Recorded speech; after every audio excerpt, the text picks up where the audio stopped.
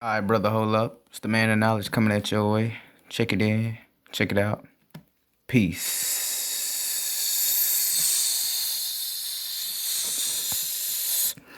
So as you can see, look, man, I found this topic on CNN. I think maybe it's about a year old or so.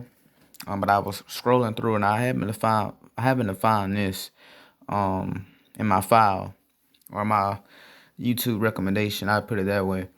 And I wanted to touch on this topic and show y'all one of the main top parts of what I be talking about on my channel. Like I say, I talk about the truth. I'm sorry. I speak from perspective, but I seek the truth. You know, consider this channel as a part of the process. Is me as a young thinking black man who likes to go outside of the box or who likes to go against the grain, who likes to question things. That's all this channel is simply about. Me speaking things from my perspective. I speak from perspective because I seek the truth with the knowledge I already have. Basically, me going through the process of trying to gain more knowledge. Once again, that's why I call myself the man of knowledge. Because I understand I don't know everything. But I am going to show you what I know in this video for a fact. So pay close attention.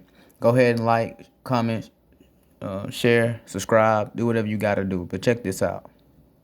This entire wall is... This topic is about the black woman and her weave issue. Let's get into it. Our collection of braid hair and crochet hair. The neighborhood beauty supply store, a fixture of... More like the store where you come to... let all your insecurities out. many African American communities. This one? So-called African American. So-called. Listen, those are nothing but labels. All this African American and black, look, those are nothing but designations. Nothing but evil designations. Because I try to tell people, like when you think about it deep down, what the fuck is black? What is African American? The only way to be African American is if you were born in Africa and you migrated to America. They try to tell you're African American. That's where the ideology comes where they try to feed you that all black people come from Africa, etc. Things of that nature. That's where that mentality. That's where that ideology comes from. That's why they like to label you African American. And this also touches on about so-called black people not knowing their real history. Because if so-called black people knew their real history, they understand that black people were the true indigenous people. All right? But most so-called black people don't know that. Like I always state yet again. Most black people have also been taught to be trained as binary thinkers. They think right but go left. Okay. Part of an industry that revolves around the business of hair. Now, this is an alleged black-owned business. Now, how often do you see that? Let's keep it going. Thing people see a lot of times is our hair. It's a business worth billions, selling largely to African American consumers. The business Yes. Why is that? Because they're making money. of hair extensions is booming. Frankisha Watkins, owner of Be Polished Beauty Supply in Arlington, Texas, says... You know, I find it funny because a lot of these bras, when they take these wigs and weaves off, that... You see how she took that wig, that weave out off that poster looking thing, whatever they call that. You know, that's just how a lot of these bras be looking.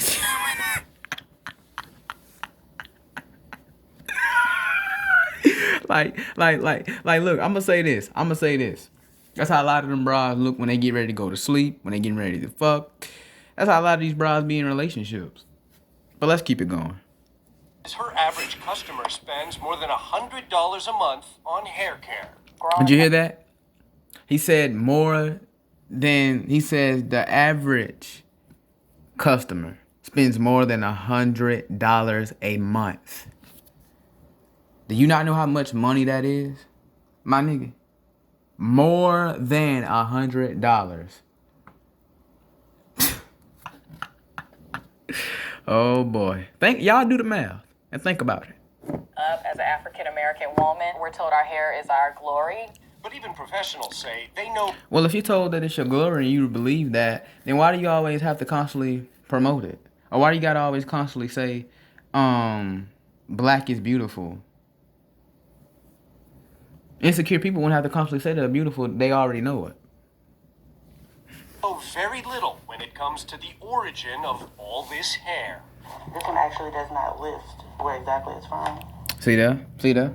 Getting shit and don't even know where it come from. In fact, the majority of it comes from China. Last year, Boom. China sold around Boom. $1 billion. A billion, my nigga, off so-called black hair.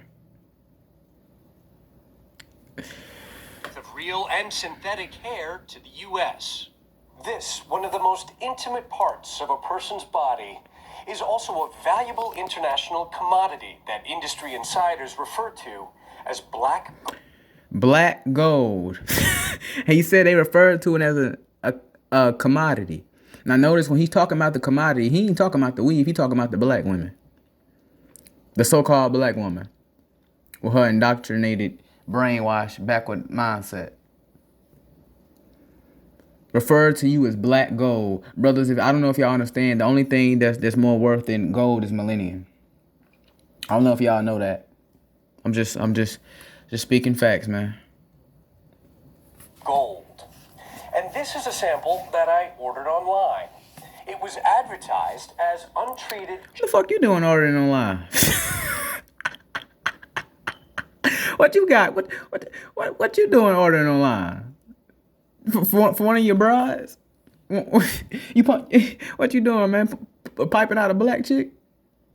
Xinjiang human hair, sourced from a part of China that is steeped in allegations of human rights abuses. In July, Why so shocked? U.S. Customs and Border Protection delivered a shock to the industry. The seizure of a shipment of around 13 tons of human hair, worth more than $800,000. We had a reasonable suspicion that the goods made in the shipment were produced using forced labor in China. The hair comes from this industrial park in China's northwest Xinjiang region. A Chinese state TV report identifies these factories as part of a government-backed poverty alleviation program. The government has offered tax incentives and cheap labor to investors in the hair factories in what it says is an effort to employ thousands of people like this man. My goal is to make one more wig every day. Similar government videos have been made about other factories in You know why is that?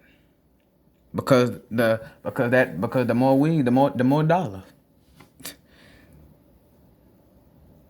Xinjiang, like this apparel factory.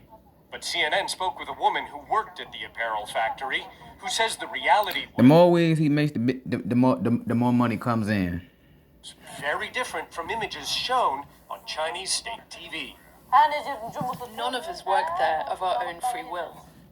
Gulzira Awulkhan is an ethnic Kazakh originally from Xinjiang who emigrated to neighboring Kazakhstan. On a return trip to Xinjiang to visit her father in 2017, she says Chinese authorities detained her at the border. They told me I came from a terrorist country. They cut my hair, took my blood samples. Awulkhan says she was kept in an internment camp, in a cell with 20 to 30 people sharing a bucket for a toilet. God damn. Now I understand an internment camp. That was back in the 1940s. The internment camps was going on during World War II, where they had the Japanese people incarcerated. I believe that went on around 1942 through 1946, I believe, if I'm not mistaken. Human rights groups They would, that's what you call a genocide. and the U.S. government accused China of a massive detention campaign, rounding up more than 1 million ethnic Uyghur Muslims and members of other ethnic minorities into internment camps. See what I'm saying? See what I'm saying? You see that? Beijing calls the camps vocational training centers.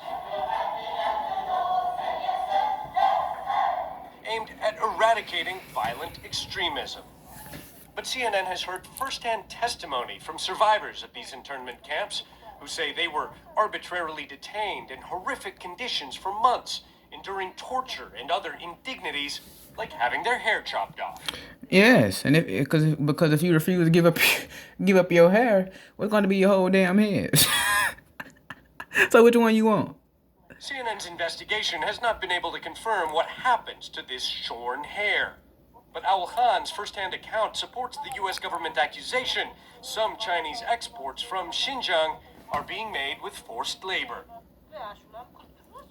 After surviving 15 months in the camps, unable to return to her husband and child in Kazakhstan, she was ordered to work at a factory, sewing gloves that were exported to the U.S. and Europe. They told me if I refused, I would be sent back to the camp. Exactly. She took the words right out my mouth. Owl Khan says this image from another Chinese state media report shows her at a sewing machine while a VIP delegation toured the factory.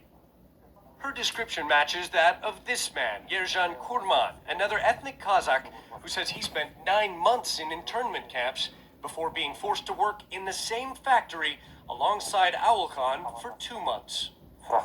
We couldn't do anything without permission. That's how the internment camps were. You couldn't do anything without permission. You couldn't do anything without permission. Not at all. You couldn't pee. You couldn't eat. Couldn't take a dump. None of that, man. You couldn't even speak. Speaking from safety in Kazakhstan after their release, the 2 former detainees have a warning for Western consumers. I'm against these Chinese products. They are made through slavery. So many people were crying while making these products. To try to end this alleged They probably were. Probably crying gold. modern-day slavery, the U.S. government is now... It is modern day slavery, but you have to ask yourself, do any of the so-called black people care? Because they're still gonna go in these stores and buy it. Still gonna invest in that money and give it right back. But then they want to go off crying about, oh, what about reparations for black people? What about the reparations? Look, get the fuck out of here. If you created more black-owned businesses, you wouldn't have to worry about reparation. If other so-called black people would support those businesses, and not just barbershops and hair salons and nail salons.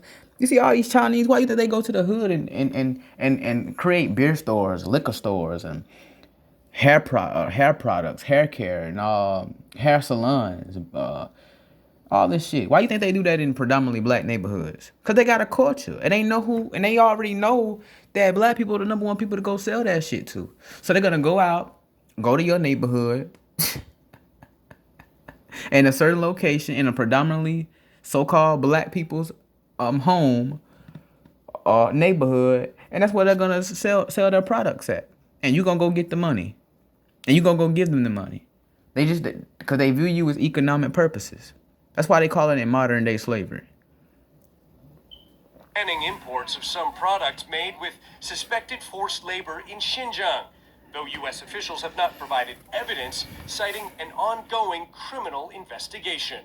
U.S. officials did, however, highlight this industrial park, which made the 13 tons of hair products that U.S. Customs seized over the summer, alleging the park uses workers from nearby internment camps. CNN has determined there are at least 4 suspected camps, all walking distance from the factories. The hair companies... Now, you know damn well it's more than 4. Usually when they tell you, when the media try to tell you it's 4, it got to at least be like 444, or possibly more than that. Come on now. Didn't respond to CNN's request for comment. These Chinese government photos show detainees in one of the camps in 2017. Over the last 3 years, the camps and the industrial park grew rapidly. During that same period, hair exports also Exactly, man. surged from the companies in the industrial park to the U.S. One of the biggest buyers of synthetic hair was I&I Hair, headquartered in Dallas. I&I Hair says it... I means them motherfuckers trying to tell you, hey, bitch, this my hair. It's not yours. Well, everybody know that from the get-go. It's my hair. cut off ties with suppliers in Xinjiang in January. I don't think It's where all these hair hats and that's what most of these harlots you see out here wear. That's where you see most of these um, prostitutes and tomboys. That's what they like to wear. Thotties and all this other shit, etc. It's what they like to wear. They like to wear these little hair hats and weaves and wigs. It's what they do. Okay? And a lot of it comes off of self-hate and insecurity.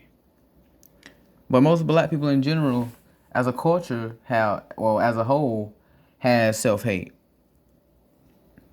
us even spend time looking into these issues of internment camps and these other things, and so we were completely oblivious to it. And so I believe that a lot of other people in the industry are as well.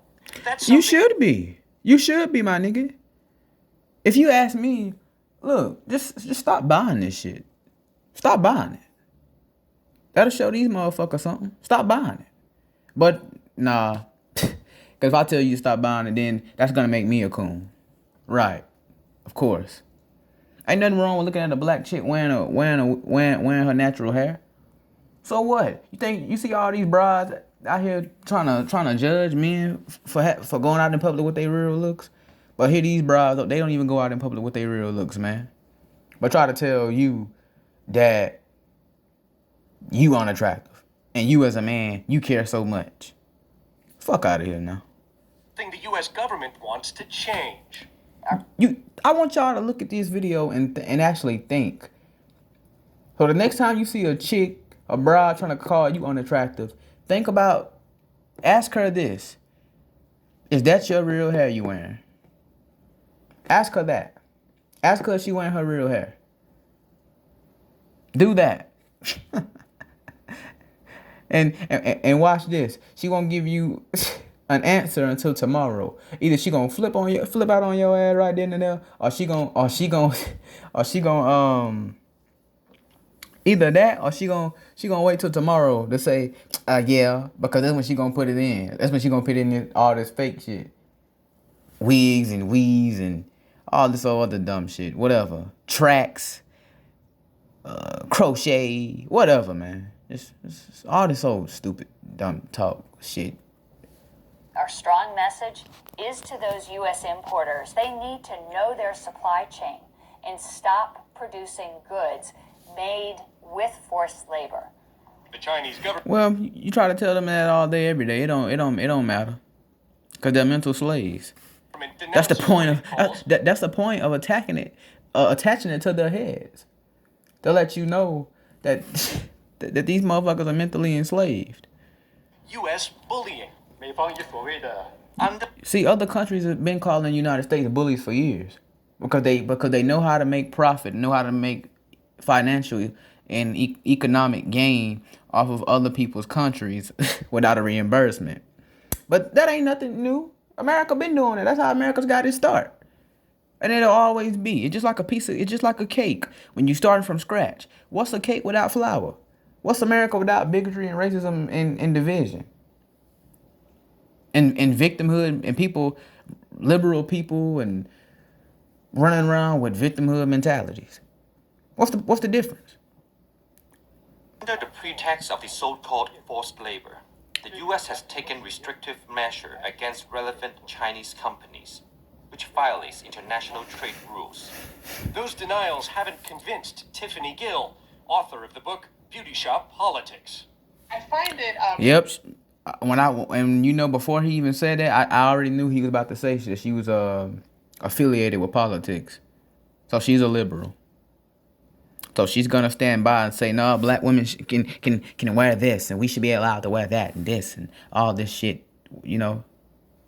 Particularly sad that a product that is consumed in such large quantities by African American women is produced under exploitative forced labor conditions, particularly when we think about the history of African Americans. Exactly.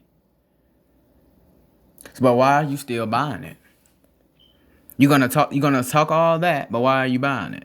See, that goes to show you the hypocrisy of what I be talking about, man.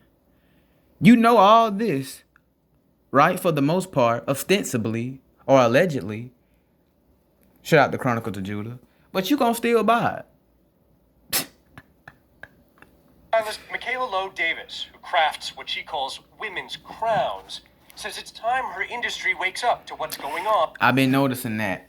Yeah, women's crowns. They're gonna say that too. This also plays a part into the feminist angle.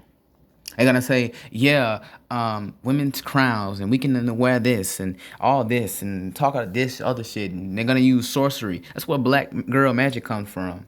I had to pick up on that. Like, if sorcery is magic, think about black girl magic. And I looked it all up. And look, these are just a bunch of people who just think they're better than you, so-called black man. You notice they don't never get you involved in these movements. They always want to just separate movements within themselves. Black girl magic and black power and all this other shit. Black Panther and Black Lives Matter. And it don't have nothing to do with you. You notice that? On half a world away.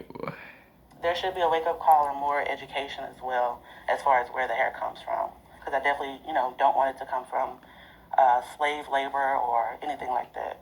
Ivan Watson, CNN. And like I said, it don't matter because you're still gonna invest in it with your dumb ass. Talking about